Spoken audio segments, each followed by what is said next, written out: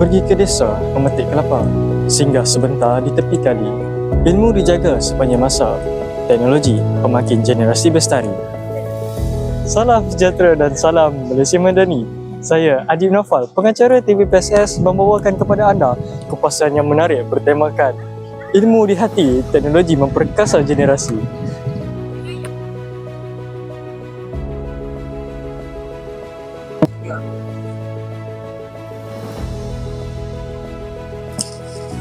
Perpustakaan, sebuah tempat yang sunyi namun dipenuhi dengan suara ilmu. Apabila ilmu disemai di dalam hati, seseorang itu akan sentiasa dahagakan ilmu pengetahuan, rajin berusaha dan tidak mudah berputus asa.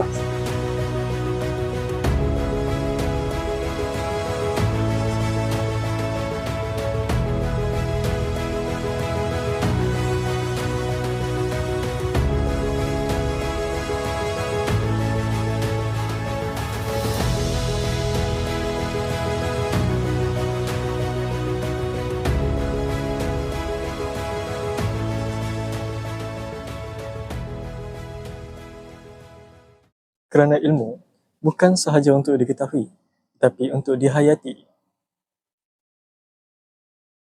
Namun begitu, teknologi hanyalah alat.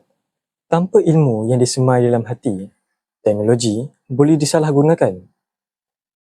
Oleh itu, keseimbangan ilmu, nilai murni dan penggunaan teknologi amat penting dalam melahirkan generasi yang berdaya saing.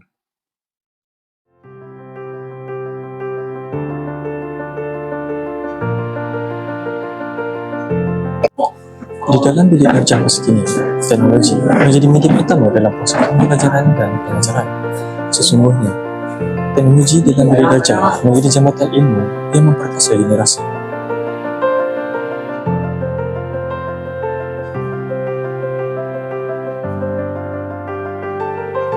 Generasi yang mencintai ilmu ialah generasi yang mampu mengubah masa depan. Dengan ilmu, seseorang mampu berdiri sama tinggi dan duduk sama rendah dengan masyarakat dunia.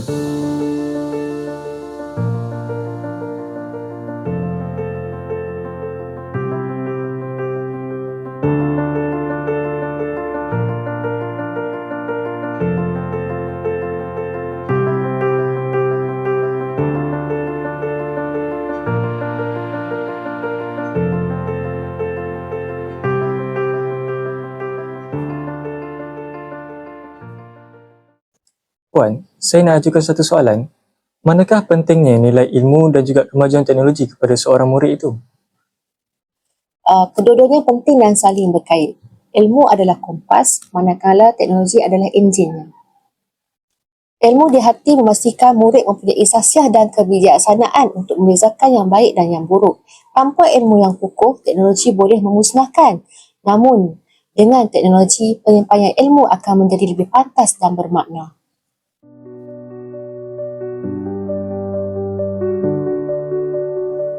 Indah permai, taman selasih, tempat bermain si anak rusa.